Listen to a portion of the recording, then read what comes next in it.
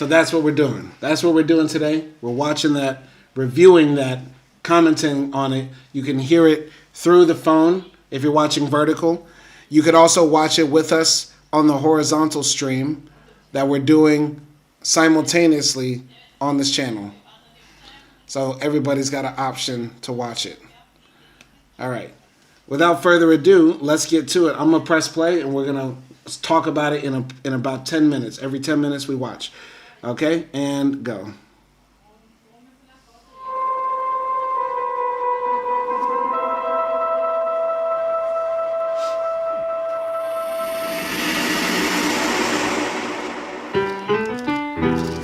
Jiang Qing, the widow of Mao Zedong, had been locked away in solitary confinement for 10 years. Over that time, she had hoarded socks and handkerchiefs until she had enough to make a rope. And in 1991, she hanged herself. She left a note. It said, "Today, the revolution has been stolen by a clique led by Deng Xiaoping. The result is that unending evils have been unleashed on the Chinese people. Chairman, your student and fighter, is coming to see you."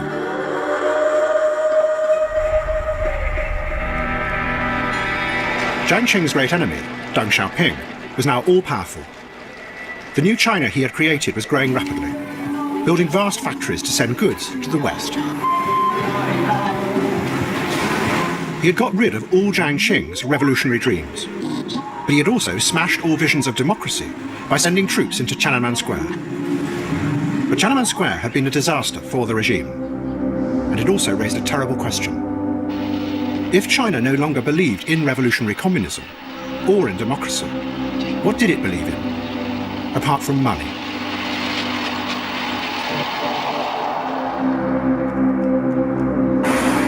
Deng Xiaoping's solution was to go back into the past and reawaken an old, powerful fear.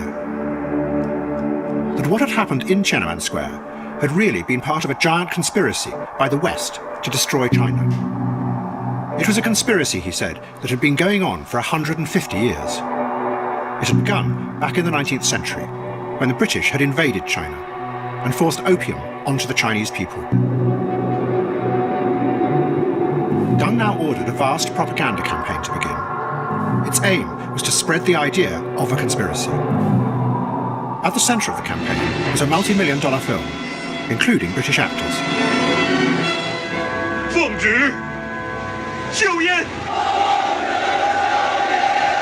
It told the story of how the British had brought hundreds of tons of opium into the port of Canton, and how the Chinese had tried to stop them. But the British, led by Queen Victoria, were determined to smash their resistance and use the opium to reduce the Chinese people to zombies, and so control the whole world. Gentlemen, the fact is, whoever gets hold of China will have the entire East.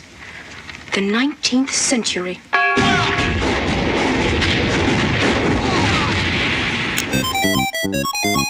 The Chinese propaganda even created an early computer game where you could fight against the British as they invaded.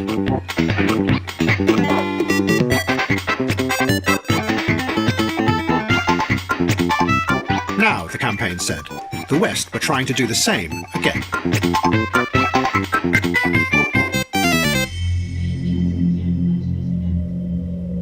What the Chinese were alleging in their campaign was historically accurate. But what they didn't know was that the opium trade had also had powerful consequences inside Britain itself.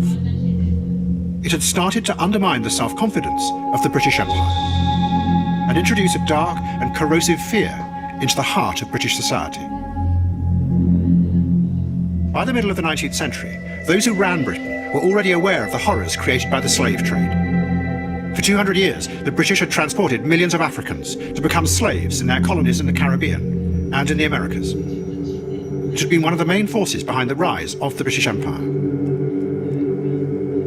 Now they began to realize that they had also done something terrible to China. That by forcing opium onto the country, they had poisoned and corrupted millions of people. They hadn't enslaved them physically, they had enslaved their minds. And in return, Britain had received a vast wave of money, in silver, that made it the richest and most powerful country in the world. One historian wrote, "Deeply involved as it was, In one of the most pernicious, yet well-organised and profitable drug trades that has ever existed, the British Empire was rotten at its heart. And that knowledge led to guilt. In the 1870s, a mass movement was formed. It was called the Society for the Suppression of the Opium Trade. It published pamphlets and books about the horrors that were happening in China. They caused a sensation, and hundreds of thousands joined the movement. But as the campaign grew, a strange thing happened. The guilt over what Britain had done to China began to mutate. It changed into fear. And at the end of the 19th century, a hysteria swept Britain, that the Chinese were preparing to take their revenge. There was a panic about Chinese-run opium dens in all the major cities. The truth was that there were less than 1,000 Chinese in Britain at that time, but the hysteria ran out of control. It was called the Yellow Peril. The panic also spread through America, especially the West Coast, where there were Chinese migrant workers. Novel after novel was published in both Britain and America with Chinese villains who were trying to destroy Western civilization. It culminated with the invention of a global villain, Dr. Fu Manchu. Fu Manchu is described by his creator, a novelist called Sax Rohmer, as a yellow Satan, an archangel of evil who wants to take over the whole world and revenge himself on the white race. The injection of the serum will make his brain mine. In other words, he becomes a reflection of my will. He will do as I command, exactly as though I were doing it. In the name of the British government, I demand the release of this boy. British government. I'll wipe them and the whole accursed white race off the face of the earth when I get the sword and mask that will call the teeming millions of Asia to the uprising. This is only the beginning. I will wipe out the whole accursed white race.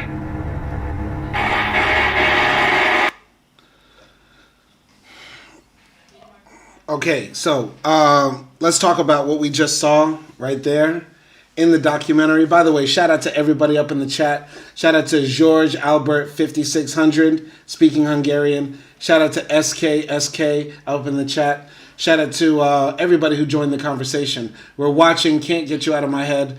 Shout out to, by the way, who else? Who else is in here? The Wolfus 1421. Shout out to Master Potts or something like that. Anyway, in my opinion, it's hard for me to believe that Anglo racism towards the Chinese was started because of the paranoia of the idea that Chinese people are going to somehow get revenge for all the drugs that were pushed into their country. I don't buy that, really. I believe racism was sort of the byproduct of the exploitation from the very beginning, rather than a byproduct of some sort of white guilt that the British might have felt. Though it is an interesting theory, I do see that how capitalism and exploitation of different groups of people creates the sort of psychoses and neuroses that makes people afraid of the other. But I'm just not seeing the guilt aspect of it. But yeah, more people should learn about how the fact that the British Empire was essentially a slave-trading, drug-dealing criminal enterprise.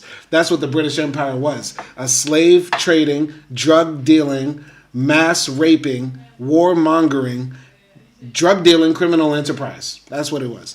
Anyway, we're going to continue for the next 10 minutes. If you want to have a comment or if you want to speak to me directly, anybody could call in and speak to me directly right now by clicking the link in the description. So if you have anything that you want to say to me or any commentary that you want to give about this documentary or about anything I've ever said on this channel, click the link and call in. Anybody is welcome.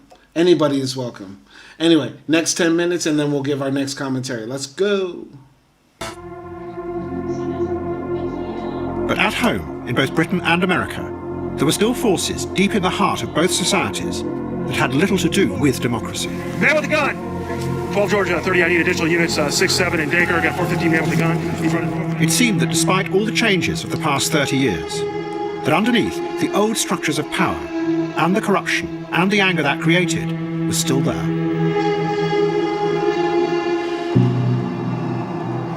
In Los Angeles in March 1991, Rodney King was chased and stopped by police for drunken driving. Despite offering no resistance, he was beaten repeatedly by 4 officers. It was videoed by a man watching from a balcony. He took it to the police, but no one was interested. So he gave the tape to a local TV station. When it was shown, there was an outburst of anger against the police violence. And 4 of the officers were put on trial. But they were all acquitted by an overwhelmingly white jury. Due to the escalation of the situation and seriousness of the problems that are occurring, the sheriff has mobilized all department personnel. For 6 days, thousands of people rose up and rioted across Los Angeles, which was only stopped when the National Guard and soldiers and Marines were brought onto the streets. It was an outpouring of the anger that had been simmering throughout the 1980s in the black community. But despite all the reforms and the changes in attitudes since the 1960s, nothing had really changed. It seemed that those in power in America were still deeply racist and would use violence against blacks in America to maintain that power.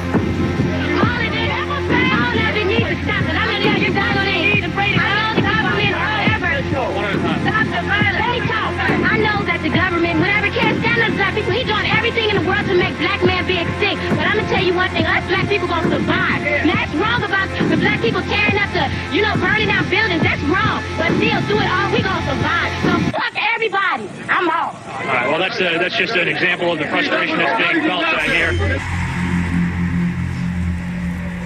In Britain, a series of scandals revealed that dozens of innocent people had been held in jail, some for over 15 years. They included the Guildford Four and the Birmingham Six. Most of them were Irishmen who had been accused of being members of the IRA and planting bombs in English cities.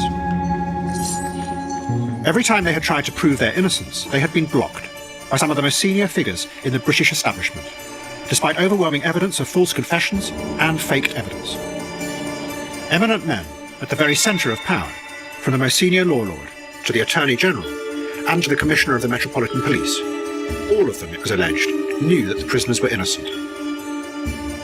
But they had done nothing, and the evidence remained locked away, because they had an unshakable conviction that the establishment must never be shown to be wrong. Finally, in March 1991, the Birmingham Six were freed at the Old Bailey.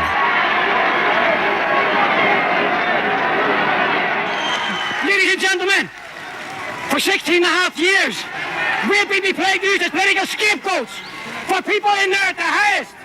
The police told us from the start that they knew we hadn't done it. They told us they didn't care who done it. They told us that we were selected and that they were going to frame us just to keep the people in there happy. That's what it's all about. It's this. Justice.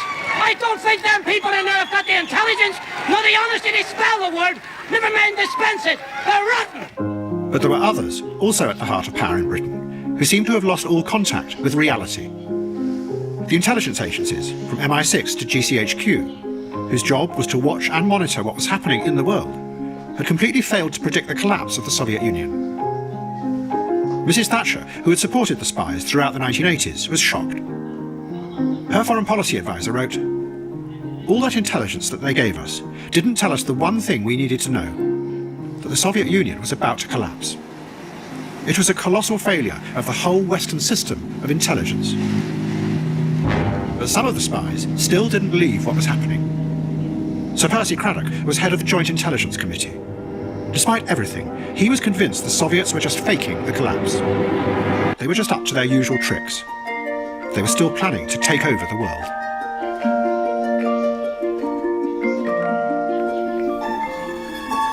Both Britain and America were societies that had been built on empire and conquest, through violence and the exercise of power. But neither of them had ever faced up to this. And instead, they had both built dreamlike myths about their exceptionalism, to shield and protect themselves. But in both cases, those myths were rooted in fear.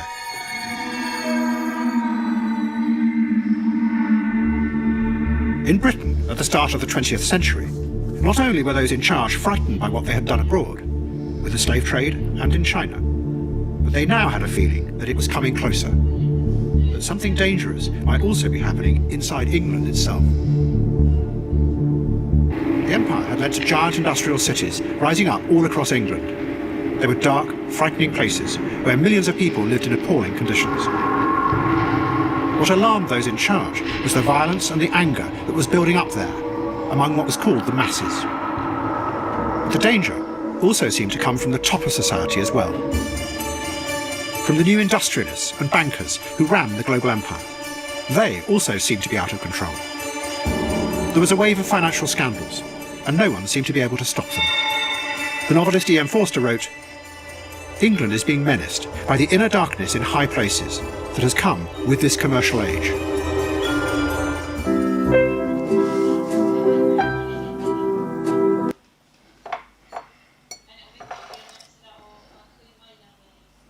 All right, so we're going to pick up right here at the 1932 mark. Shout out to everybody up in the chat. Shout out to Robert Murphy and everybody else listening. Shout out to Nelson Moreno. I see he's trying to get in, but I don't know why he can't get in. Listen, those past 10 minutes when he's talking about the fall of the Soviet Union, but also how in the West, in America in particular, repression of freedom and repression of people's expression was still, very prevalent and maybe becoming even more so through wanton, brazen police violence like the beating of Rodney King that the whole world saw, and then the LA riots that burnt the whole city to the ground. You know what I'm saying? So I feel like it's continuing this documentary's theme that, when people want freedom, there is a force that fights against it, and it does it in the name of maintaining freedom and stability. So in a macro sense, the Western free world won against the oppressive, non-democratic Eastern or Soviet or communist world. And then in the meantime, the contradiction is that within the Western world are the myths that it tells itself that it is free and democratic, even though America and England in particular and the West in general were built upon and still are built upon the exploitation of the global South. There's still that myth going on, and yet and still how they treat their own people within the societies is unfair and unjust, as we see in America today and over 30 years ago. So, that's a very interesting take to have. I'm still not buying this idea, though, that the fear that the West had of the other is built on guilt. I don't think most white people feel guilty about anything in life, because most people in general are very apathetic, very ahistoric, very uneducated. Most people are very stupid. Most people don't actually care or even give a second thought to history or the events that have brought us where we are. Because most people just want a good life, whatever that might be. So yeah, I don't think most white people feel guilty about that, and especially at that time.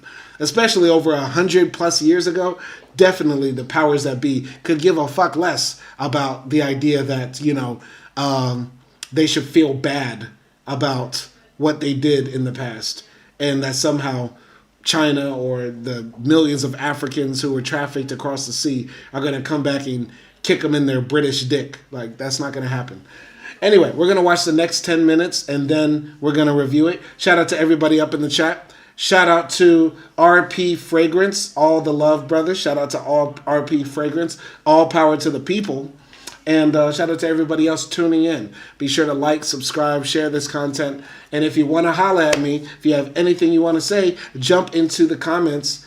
You can also join the conversation by clicking the Zoom link. It's open to anybody. Don't be pussy. Don't be pussy. If you don't like me, say it with your face. Say it with your chest. Say it to my face with your chest. You feel me? Anyway, we're going to watch the next 10 minutes, and then I'll give my review of all Can't Get You Out of My Head by Adam Curtis. Let's go.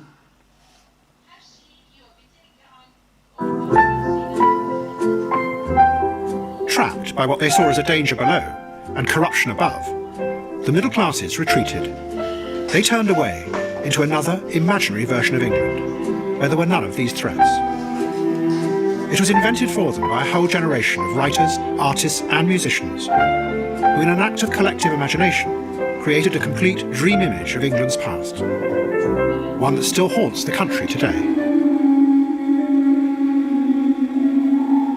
At its heart was a vision of a natural order in the countryside outside the cities. One of the key figures was a man called Cecil Sharp. He travelled through England recording old songs, and he filmed himself and his friends learning old rural dances.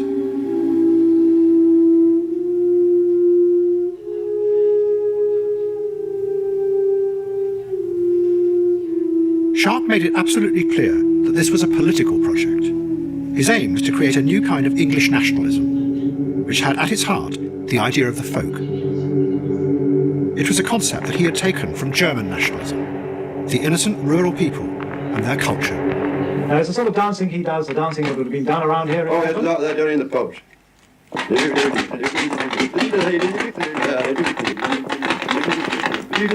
What was implicit in Sharp's vision was that it was an England before mass democracy had come. An England where villagers lived in harmony and safety, taken care of by the lord of the manor.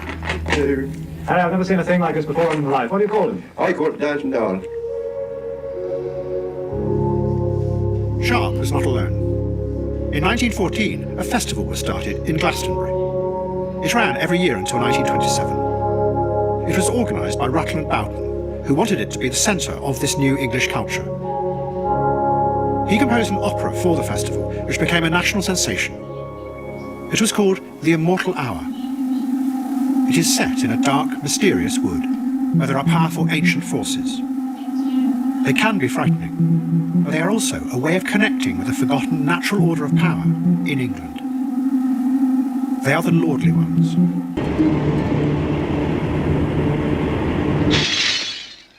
This is a story that begins in any part of America, wherever you may be. It's a story that begins at your front door, on the street where you live, in your town or village or city, somewhere in America.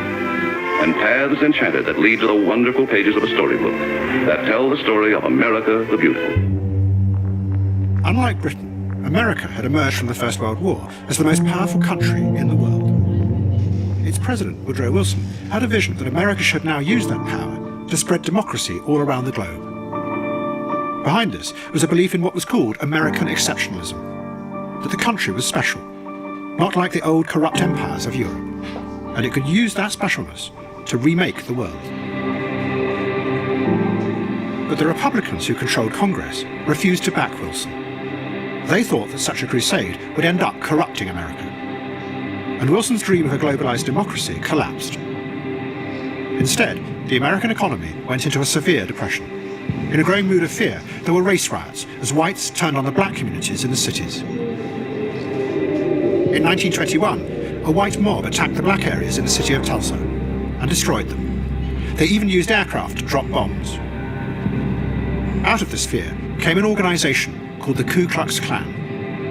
The Klan had first been formed after the American Civil War, but now it re-emerged. The Klan also believed in the idea of America's exceptionalism, but they took that myth and turned it into something frightening and violent. And they used it to protect themselves against the perceived threat of a growing black population. The model for this dark and hateful version came from a feature film made in 1915 called The Birth of a Nation. It was an epic that caused a sensation, reaching a wider audience than any film had ever done. The director, D.W. Griffith, had based the film on a novel called The Klansman. The image of the Klansman in both the book and in the film was of white-robed figures with burning crosses. These had nothing to do with anything real in America's past. Instead, the novelist had invented them from a romantic vision of an old Scotland and Scottish clans that were portrayed in the novels of Sir Walter Scott, which Scott himself had just made up. Again, like in England, it was a vision of a stable society, watched over and protected by benevolent leaders. Figures from a feudal time, a time before mass democracy and all its dangers and uncertainties.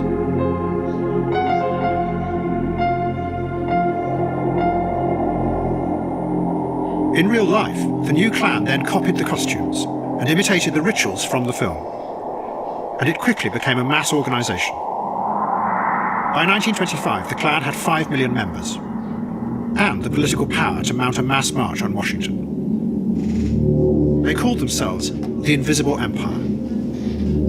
The Klan had a powerful appeal to whites, frightened of the blacks in the ever-expanding cities. And they also revived fears of the Chinese, the Yellow Peril.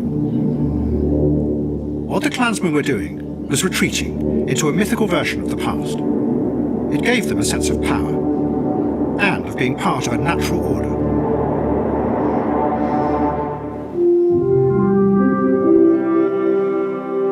And And in Britain, the belief in the idea of a natural order of power continued to grow, even as the real power was declining. And this deluded confidence was going to have very strange consequences for the whole world.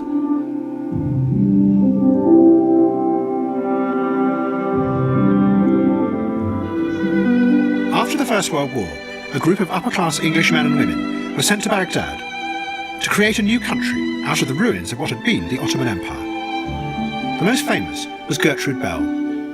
She was the daughter of a baronet and had been a famous explorer. Almost immediately, hundreds of thousands of Arabs rose up, demanding independence. The British had been financially broken by the war, so they invented a new and cheap way of suppressing the insurgency. They used aircraft to bomb the rebels. They called it aerial policing. And they took back control and set about creating the new country, called Iraq. But because there was no money, the group could also not afford to survey the country. Instead, with no information, Bell and the others simply projected onto the Arabs that powerful romantic dream of an old England. They decided that the middle classes in the cities who had run the country under the Ottoman Empire were corrupt and untrustworthy, which meant that they had to be excluded from power. Instead, power should be given to the sheikhs, who ruled the tribes out in the countryside. To the British, the sheikhs represented the true Iraq, because they hadn't been infected by the corruption of the modern world. Okay, so, that was the middle parts of episode 5 of Adam Curtis's documentary, Can't Get You Out of My Head. Shout out to Nelson Moreno up in the chat. Shout out to Annie King 9008 and everybody else joining the live stream.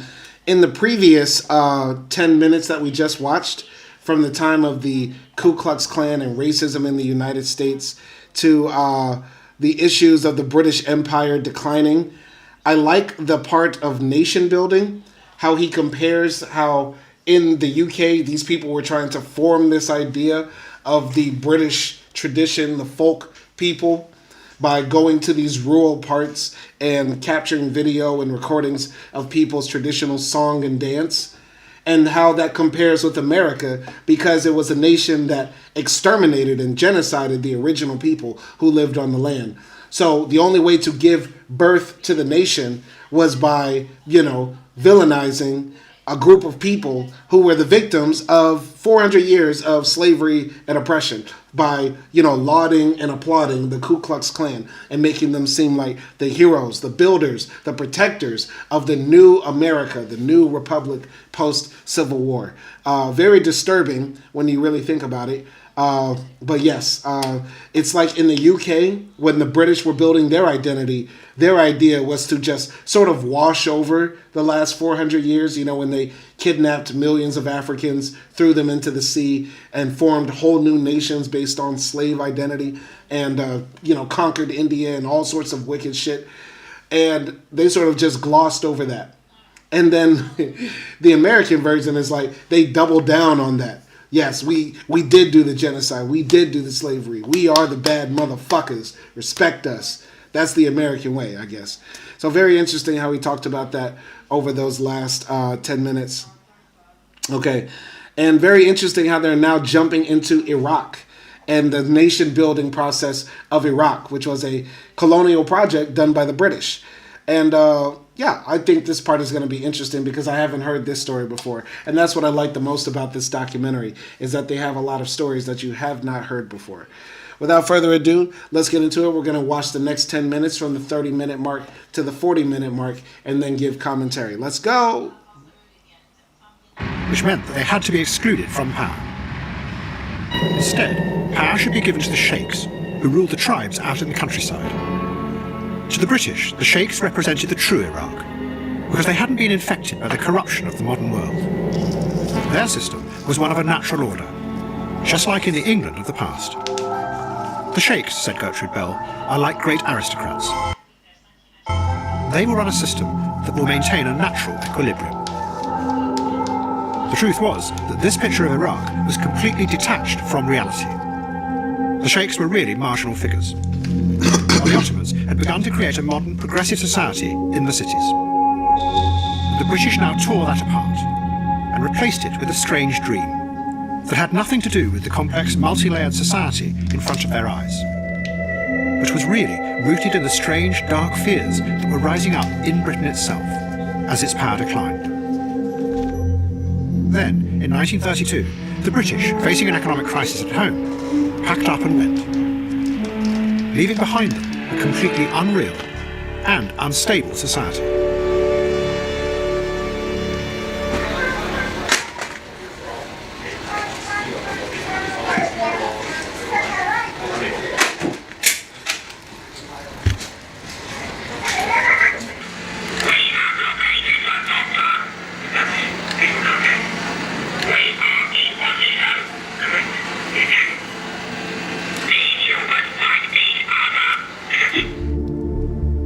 At the same time as large numbers of factories began to close across America, a new drug was created. It was made by a company that had been founded by Arthur Sackler. In the 1970s, Sackler had marketed the drug Valium to deal with the feelings of anxiety and loneliness in the suburbs. He had died in the 1980s. But in the mid-90s, his company released a new drug called OxyContin. It was a synthetic form of opium, and it was sold as a painkiller. But then, workers who were being laid off as the factories closed found that they got more benefits if they were disabled. So they went to their doctors and said they were injured. And the doctors gave them OxyContin. They got their benefits, but they also discovered that OxyContin made them feel safe, in a bubble, protected from the anxieties and fears of the new, post-industrial world.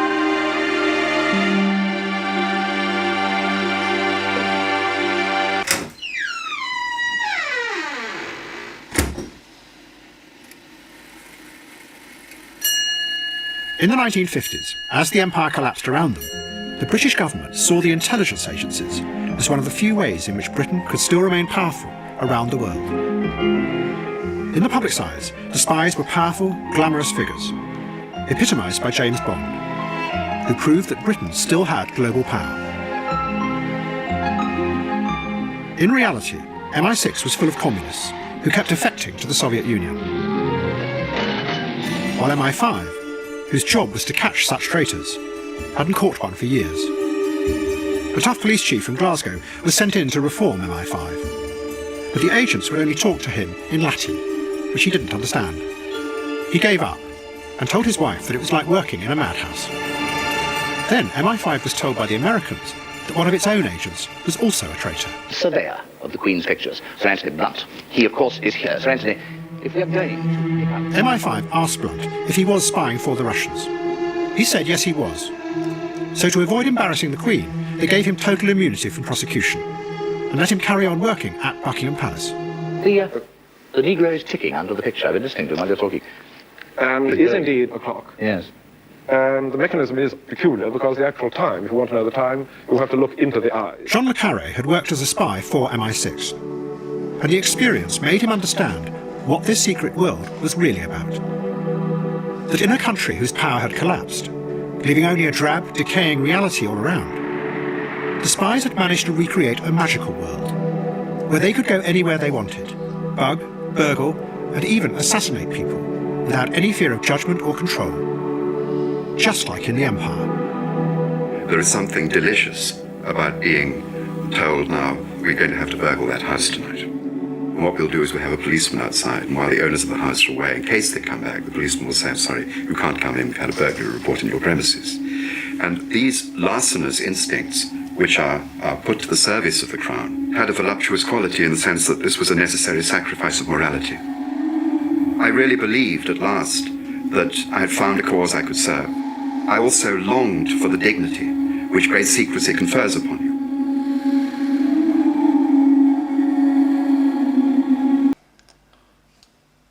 All right, we're going to pause it right here because the British are getting very cringe. If you're watching on the horizontal view, there's a middle-aged British woman dressed in full regalia about to strip on the screen, and I just need to pause and brace myself before she gets naked and starts throwing that thing in a circle. Very interesting how they talked about how Iraq was built as a nation, and the British went in there and said, you know what would be great if we recreated our landed gentry, if we created an aristocracy in Iraq. And who shall lead the aristocracy? Oh yes, the camel herders. Yes, the camel herders. The men who live out in the deserts, those are the natural rulers of Iraq. Not the people of Baghdad who are erudites, who can do the bare minimum of reading. No, no, no. The camel herders. Those are the ones who will lead the new Iraq. That said the British. Then they said, whoopsie, we gotta go home. And then they left. And Iraq has been fucked up ever since. Like, yeah, at least America would have done them the decency of giving Iraq a Burger King. But not, alas, the British just left tea. The British just left tea. Anyway, very interesting that last 10 minutes. I'll be honest, this episode has been kind of a drag. I don't feel the story as moving as previous episodes of this series. I thought the part about OxyContin was very interesting.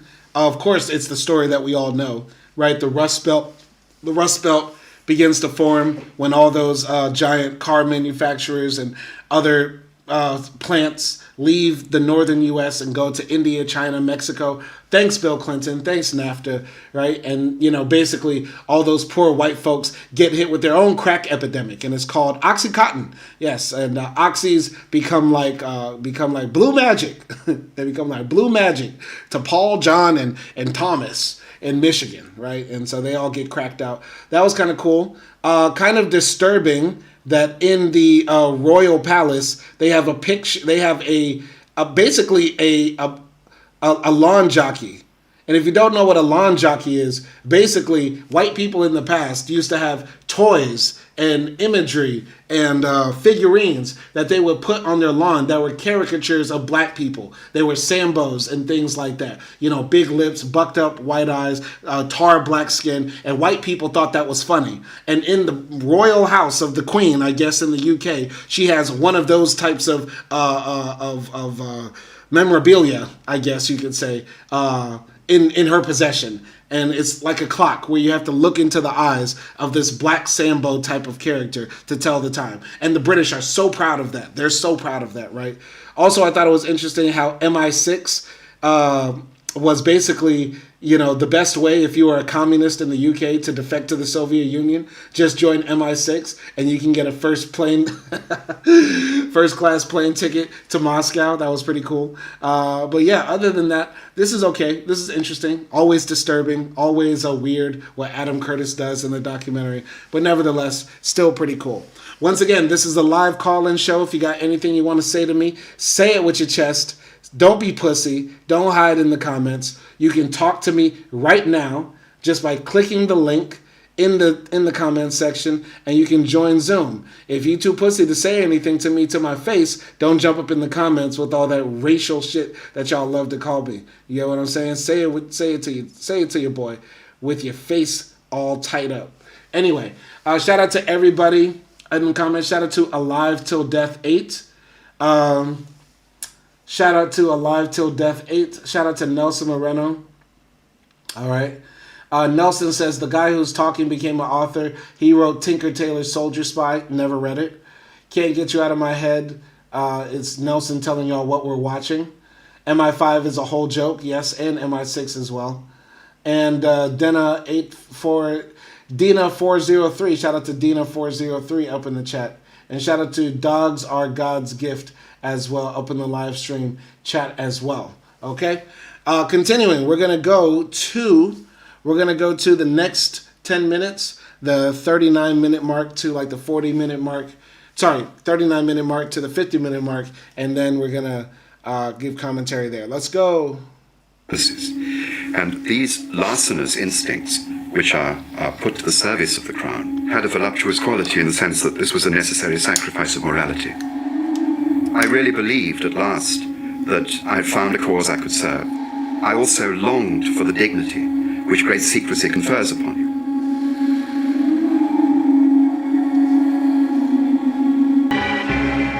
In America, the spies and their secret operations were also being used to maintain a fiction. Ever since the Second World War, the American government had been using the CIA to manipulate and overthrow the governments of many other countries. One of the most senior members of the US State Department, Hans Morgenthau, had given this hidden system of power a name. He called it the dual state. America had to do this. One of the most senior members of the US State Department, Hans Morgenthau, had given this hidden system of power a name. He called it the dual state. America had to do this, Morgenthau said, because of the harsh realities of power in the world. But it had to be kept secret from the people, because revealing it would undermine their belief in democracy and in their exceptionalism, a belief that was essential in the Cold War. From the 1950s onwards, the CIA rigged elections, destabilized governments through fake information, and organized violent coups in Italy, Greece, Syria, Iran, Guatemala, South Vietnam, Indonesia, and Chile. In all, the United States ran covert operations to overthrow 66 foreign governments. And in 26 cases, they succeeded. Morgenthau believed that this secrecy was creating a dangerous time bomb at the heart of America. And in the mid-1960s, details started to leak out. One of the senior members of the CIA, Miles Copeland, revealed that he had been involved in organizing coups throughout the world, starting in Syria in 1951. It seems to confirm from the inside many of the people's fears, worst fears, about the way in which American policy is conducted. For example, plotting to overthrow the Syrian government and others. Do you think that's a useful way of conducting foreign policy? Keith, I'm not going to make a moral judgment. I'm simply describing the way things are done. It is true. Now, let me finish. It is true that in many cases we would sit around in our attics of the State Department and we would have long discussions. Our government does not interfere in the internal affairs of a sovereign nation. And we meant that from the bottom of our hearts. And then we'd say, but in this is one case where we have to. And so we would have to try to decide how to do what it was we said was against our policy to do. And we did, in fact, interfere in the internal affairs of many sovereign nations. Wherever he walked, all hell broke loose. Across all the Orient, the flames of violence leaped. Was the quiet stranger the torch? 10,000 mysteries swirled about him. Wherever danger exploded, they found the quiet American. And in 1961, the CIA decided to overthrow a government in the heart of Africa, in the Congo. 200 years before, the Congo had been at the center of the slave trade. Millions of Africans had been forcibly taken down the river and shipped to America, where their forced labor fueled America's rise to economic power. Now the country had been given independence by its old colonial rulers, the Belgians, and it was completely unprepared and had collapsed into violence.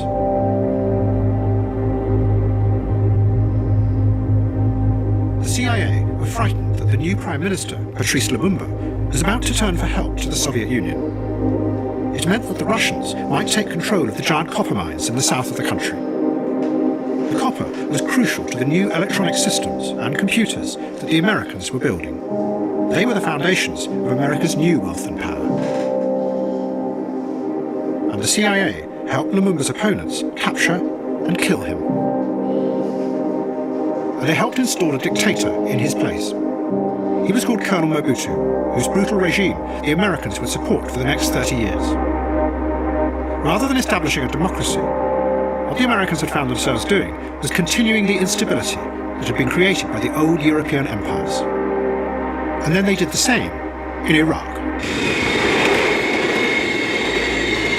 In 1963, agents from the CIA came to Baghdad to plan another coup.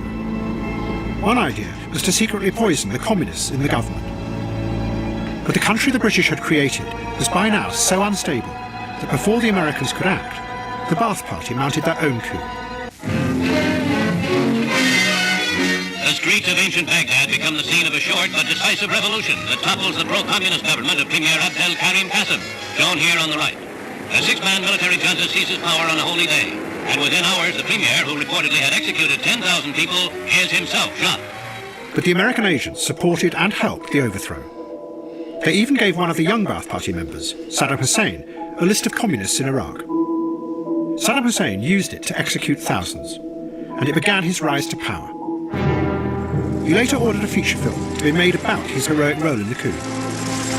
It was made by the British director Terence Young, who had also made the James Bond film, Dr. No.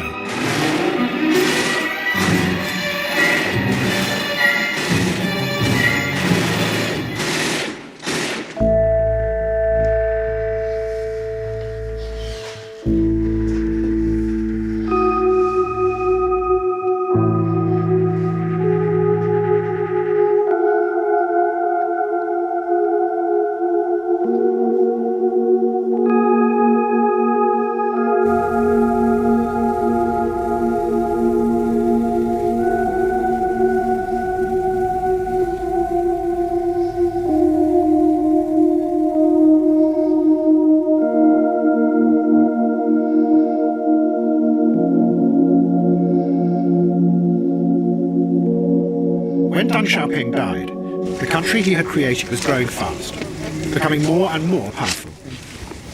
But those who took over knew there were threats. They were frightened of their people, because they knew that having got rid of the communist ideals, they were now totally dependent on the economic system that Deng had created. But that had brought with it the growing force of individualism, a force that had the power to eat away at all the collective ideals that had held the society together. System, run by the Western bankers. The paranoia and suspicion about the West had gone very deep into the minds of the new rulers. But for the moment, the money from the West continued to pour in, and their power grew further. At the end of 1997, Britain had agreed to hand Hong Kong back to China. During the negotiations, the British had insisted that Hong Kong should remain democratic. The Chinese were shocked by this. They said it was completely hypocritical, because the British had never allowed democracy in Hong Kong. It had always been an authoritarian system, controlled by a brutal and racist police force. Hey, take on! Hey, take on! Who's got a mace? Chemical mace! Sergeant! Mace! Come on, Macey! Get the fuck out of it, you little gobshite! Get out of it! He's got to be subdued, man. No! Get him! Put him him! Down him! Come on! Get him down! On the floor! Get him! Sir! Get him down! Come on! Come on! Get him down! Come on! Down on the floor!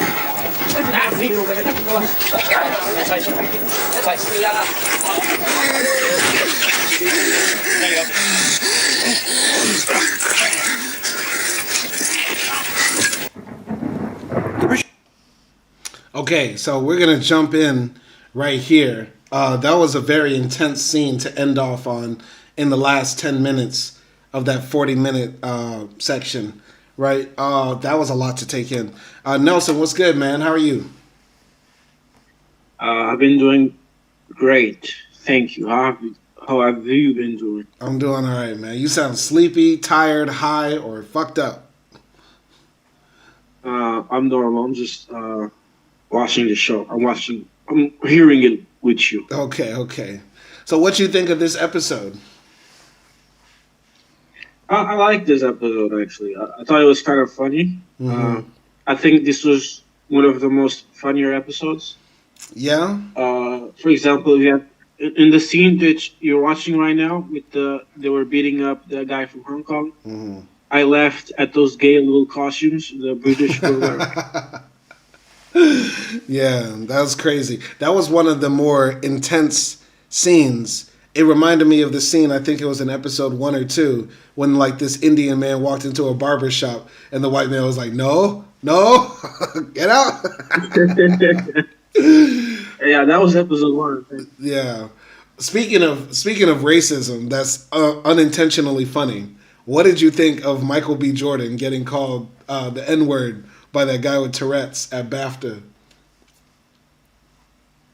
Actually, I didn't laugh at that. Well, I did laugh at that, but it was more like, this is really awkward. I was more like, oh, damn, this shit is really awkward.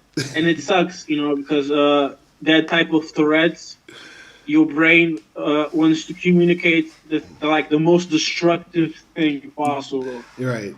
So, I know, it sucks, Right. It's embarrassing for everyone. I think it's embarrassing for Black History Month. We couldn't make it to the very end. We only we have literally 5 days left, and somebody had to call Michael B. Jordan. Nick, that shit was hilarious. That you couldn't make that up. That was like a Key and Peele sketch. That was like some Dave Chappelle shit. I think the white supremacists, they watched the clip, man, they had a real good time. Dog, everybody had a good, because what the fuck? I don't know what's more embarrassing, when Will Smith did that slap on Chris Rock or Michael B. Jordan having to take that like Sidney Poitier. This slap was more embarrassing because it was like more prolonged, They just started crashing out. Oh yeah. Because after the slap, when he went down, when he started, when he then sit. Yeah. Sorry, you don't talk like that about my wife. Keep my wife's name out your mouth, bro.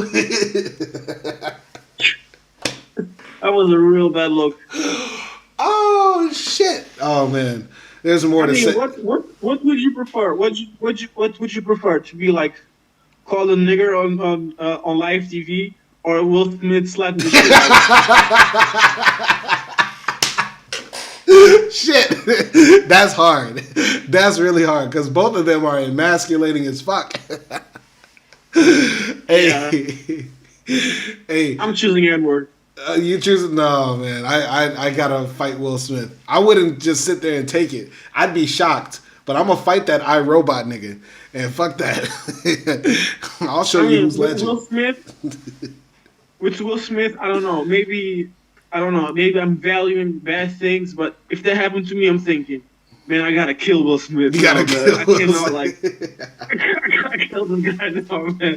But if they call me the N-word, I feel small, you know? I feel like, damn.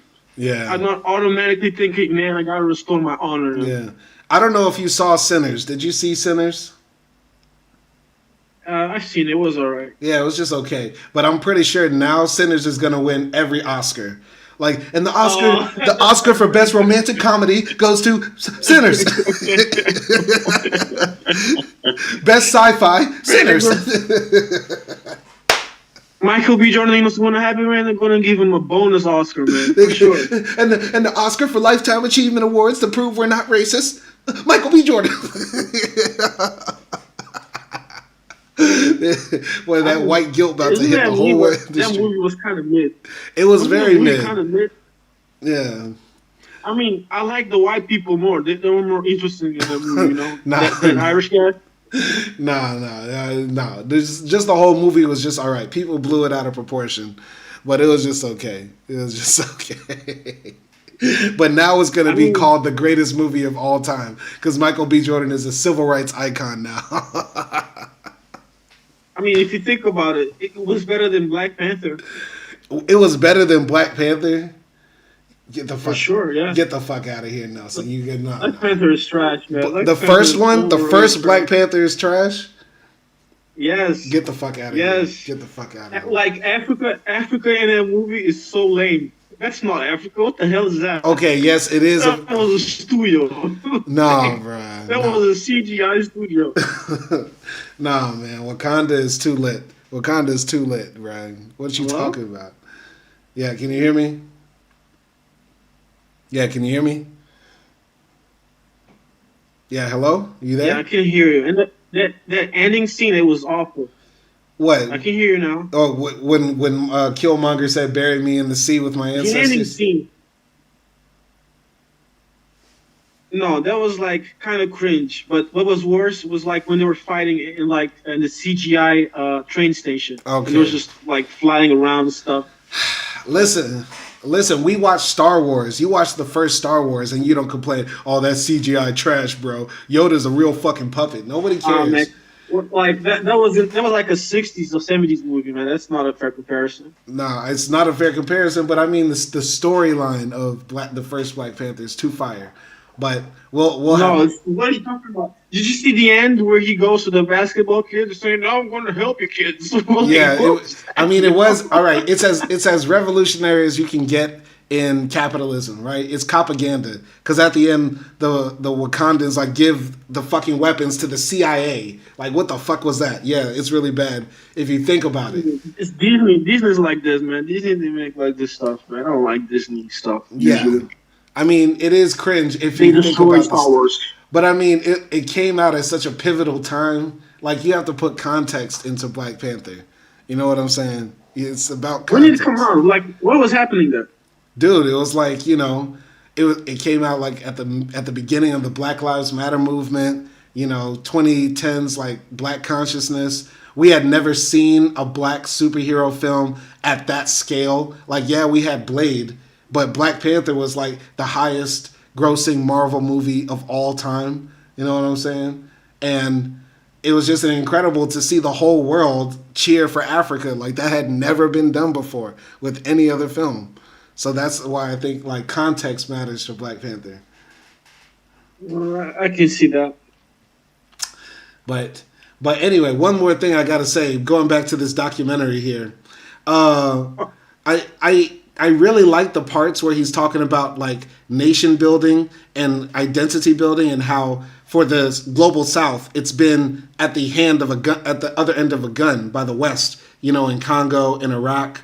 But China is a very interesting thing because their form of nation building is sort of like been chaotic.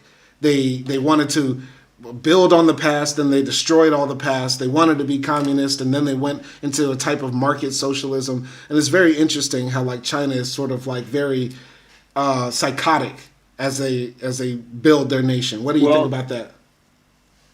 Well, first of all, I was disappointed that you didn't laugh when that story with the communist that was MI6 and he was spying on the Queen. Yeah. And because it was too embarrassing to reveal, they left it there. Yeah, that was hilarious. That was hilarious. No, I expected to laugh. I did. But regarding China, actually that's China's history. You know, it's constantly a story of renewal. You know, it rises, it stagnates, it gets destroyed. You know, millions of people die, and then it comes something new out of it.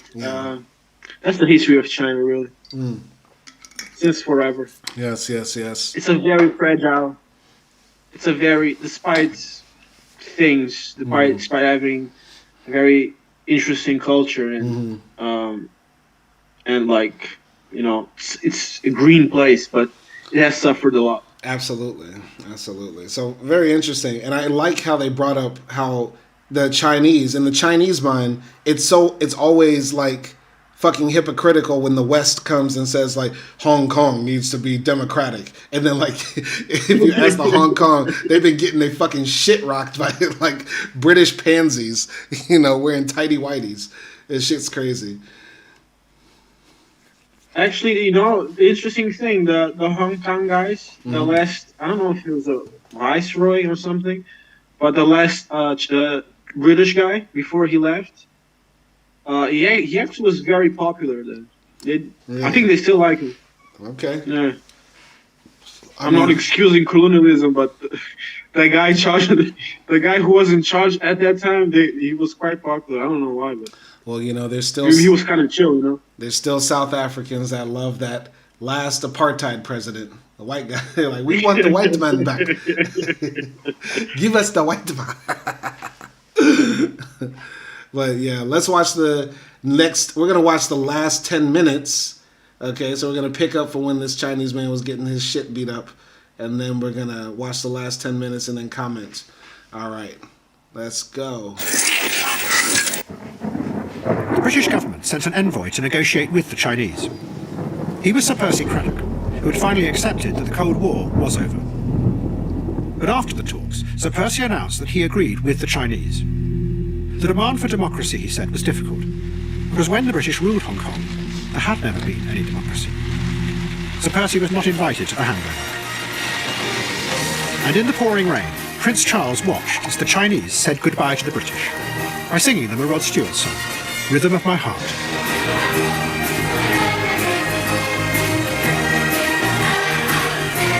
And despite the Chinese triumphalism, the BBC continued the fantasy of the special virtues of Britain's empire. China is certainly jubilant about the return of this 412 square miles of territory. And that jubilation is everywhere in Hong Kong. But as we've seen tonight, it isn't quite as simple as that. There's a genuine fondness for Britain's decent contribution here. Genuine fondness for the last governor, too. He's family, as one Chinese Hong Konger described it to me.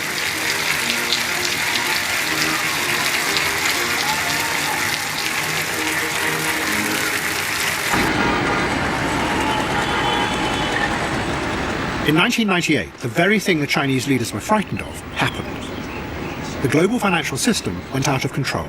It began in Thailand, where Western banks had been pouring millions of dollars into a property boom. Suddenly the bubble burst, and developers defaulted on their loans. Western investors panicked and rushed to get their money out. The crisis then spread all across East Asia, to Korea and Indonesia. In In every case, the country's exchange rate crashed, causing economic chaos. Indonesia's currency has collapsed, losing 80% of its value, and the economy is in ruins. With riots and looting breaking out across the country, there are fears that it's now on the brink of anarchy. The IMF gave huge loans to try and stabilise the countries. For a moment it worked. But then the currencies crashed again, as those dollars were used by Western banks to get the rest of their money out of the countries. It left the Asian societies in ruins. To the country's leaders, this was the old corrupt imperialism returning in a modern form. Power corrupts. As much as government can become corrupt, when invested with absolute power, markets also can become corrupt when equally absolutely powerful. We are seeing the effect of that absolute power today, the impoverishment and misery of millions of people and their eventual slavery. China managed to escape the crisis, but it seemed to confirm to the country's leaders that their paranoia about the Western conspiracy was right, that the West was prepared to use its economic power to loot and wreck the Asian countries, just as it had in the past. They decided that the only way to make China safe was to take control. The chairman, Jiang Zemin, instructed that all the dollars that China got from exporting their goods should be sent back to America and used to buy up the United States government debt. This would make the dollar rise in value, which meant that Chinese goods would be even cheaper. But it would also make interest rates in America low, which meant that people would borrow even more money from the banks and buy even more Chinese goods. It was a virtuous circle. What the Chinese were doing was using the money to create a safe bubble wrapped around the United States that would stabilize the system and so keep China safe. But in the process, the Chinese money would create the biggest consumer and property boom ever in history and lead America into a protected dream world that was increasingly detached from the reality outside.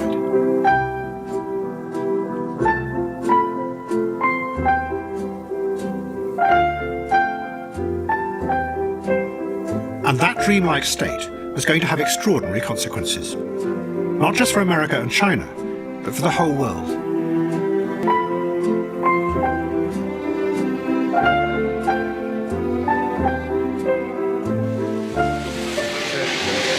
The city's going through its worst sandstorms in living memory. It swathes the city in this ochre-coloured blanket of red dust. It's raining now. It's literally raining mud. I mean, just look at it. I mean, this used to be just completely full of the international press. I mean, there's still a lot of foreign journalists here, but just blown apart by the worst sandstorms that people say is in living memory. Watch the cable. In 2003, America and Britain were preparing to invade Iraq. For George Bush and the Americans, the aim was to bring stability to the Middle East. But Tony Blair saw it in wider terms. It was part of a new kind of global intervention that was not like the empires of the past. Instead, it was a way of liberating millions of people from a brutal dictator, which would then allow them to become free, democratic individuals. But there were people in Britain who knew the strange origins of Iraq.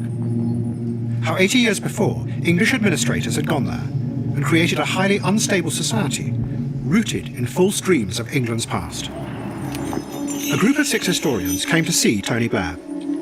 They explained to him the complex reality of the different groups in Iraq and how they could easily turn on the Western intervention. There was silence in the room. Tony Blair said, Saddam Hussein is an evil man who needs to be removed. And the historians left. Then the spies came to see Tony Blair. They told him that there were hidden weapons of mass destruction in Iraq, which justified the invasion. And yet again, they were inventing a magical world of hidden threats. And the invasion began.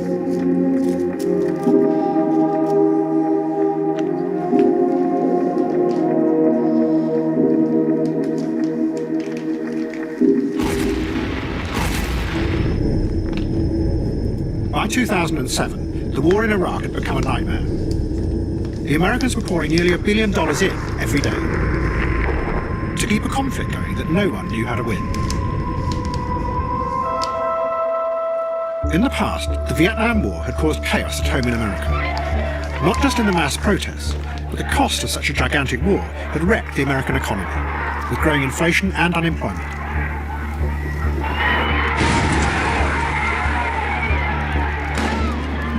politicians had no idea how to deal with the economic chaos. And it, as much as the protests, had forced them to admit defeat and flee from Saigon.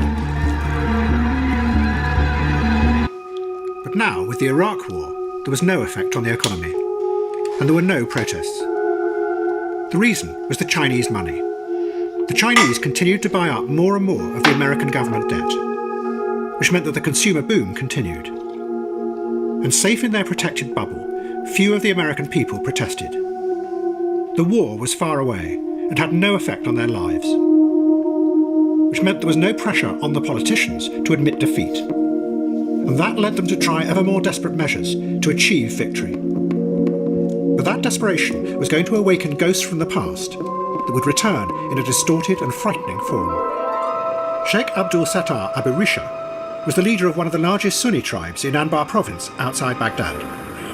He came to the Americans and offered to help them. In return for large amounts of money, he said, his tribe would ally with the Americans and create a militia to fight against the insurgents, above all, against Al-Qaeda in Iraq. In desperation, the Americans agreed. And the idea quickly spread across the country. The Americans giving out millions of dollars to Sunni tribal leaders to create private armies. It was called the Awakening. And Sheikh Abu Risha became a heroic figure. When President Bush came to Iraq, he met the Sheikh to thank him personally for saving the Americans.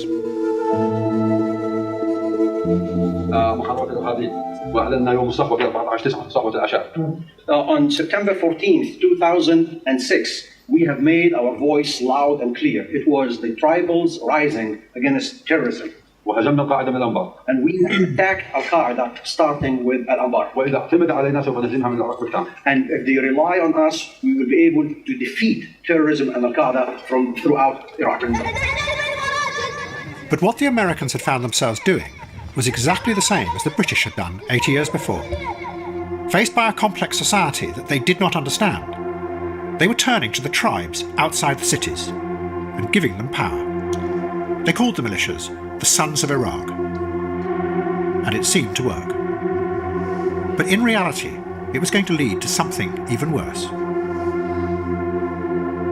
بالسلام الجمهوري. 3 years later, as the American troops prepared to leave Iraq, the money stopped, and the tribal leaders saw their power disappear. So they made a tactical decision. They turned and allied instead with the very people they had been fighting, the Al-Qaeda in Iraq jihadists. What had begun a long time ago as a make-believe version of England, created in the deserts of Mesopotamia as the British Empire fell apart, had now turned into a terrifying nightmare. How beautiful they are, the lovely ones who dwell in the hills, in the hollow hills. They have faces like flowers, and their breath is the wind that blows over summer meadows filled with dewy clover.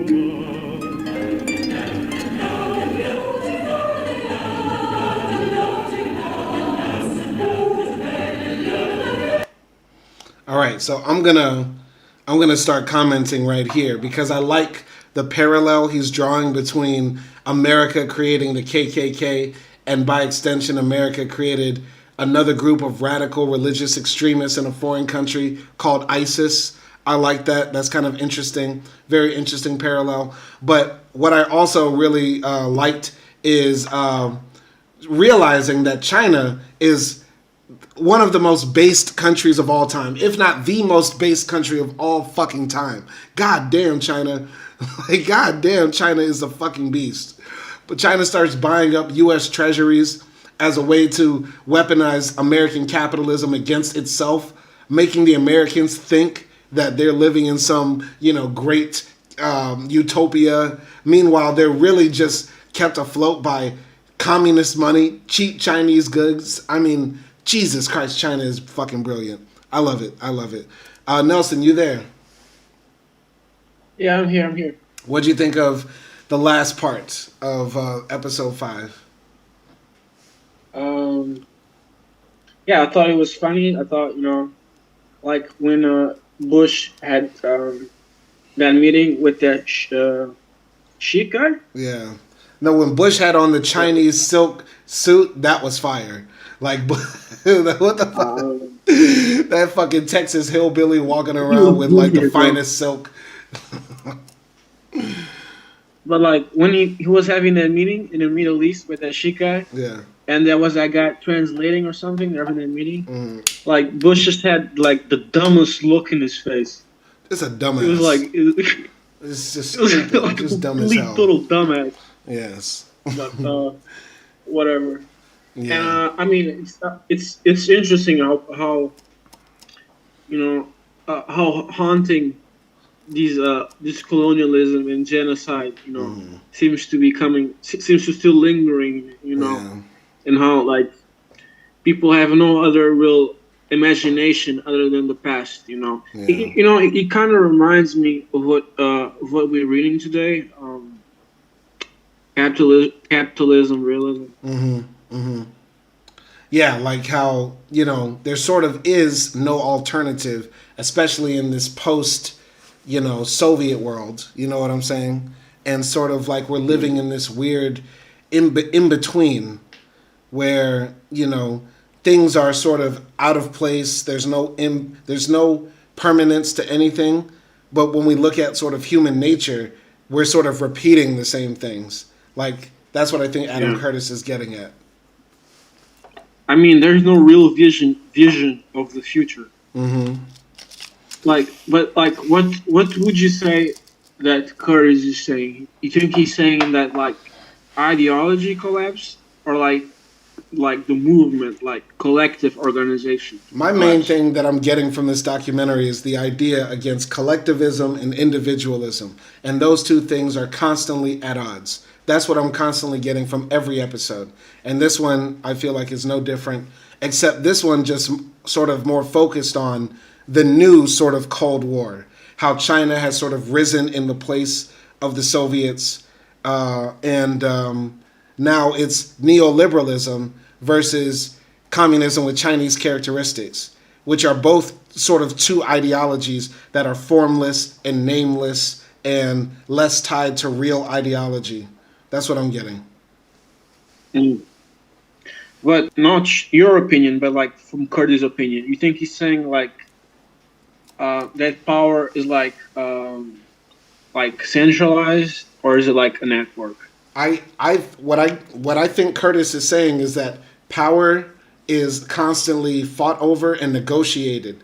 And there's a certain amount of power that people want for individuals, but there's also a certain amount of power that we want to have collectivized amongst the groups of people, whether in a democratic form or a council form. That's what I think Curtis is getting at, that we want power, but how much power do we want individually and collectively is the question. Yeah, I think, that makes sense. I think he's saying that, yeah. Yeah, but what do you think he's trying to say? Is it the same thing or something else? What are you getting?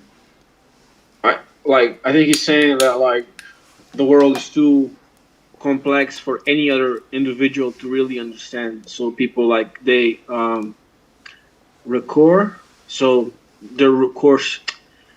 they'll go back to conspiracy theories or like visions of a past that never really happened, And I think what he's saying, like, after the Cold War, there wasn't so much like Western hegemony, or rather a great fragmentation, Yeah, things did become fragmented because, like, I think by pointing out that making Hong Kong such a prominent part of the story is highlighting how, Western dominance was fading towards the end of the 20th century by, China taking back Hong Kong and stuff like that, and the West having to sort of like force itself on the Middle East. But I find it interesting that he sort of skipped over Israel and Palestine, which could have been a major plot point when talking about the themes in this documentary, But it is the BBC we're talking about here. You could call Michael B. Jordan a nigga, but you gotta cut Free Palestine. Go ahead. Yeah, that's exactly what I was about to say. They actually cut that. They cut the Free Palestine, but they left the N-word. I'm so pissed. I hate this world. I fucking hate this world. I don't know. It's curious. I wonder if he has like maybe in the next episode, but the next episode is like Tupac's episode. But maybe I wonder if he has a documentary that touches that a bit more. What, on Adam Curtis or a Tupac documentary? No, Adam Curtis. The next episode is a Tupac-centered episode for the first half. Okay. But I was wondering if he had like something that touched a bit more on the Israel-Palestine stuff. Yeah, if you know, let me know. Because, to talk about all of this without including Israel-Palestine is crazy to me. I mean, he even shouted out Congo and the effects of colonialism in Africa, but one of the major divisive points of our time, the third rail, is Israel-Palestine. And I think Adam Curtis was scared to even go there.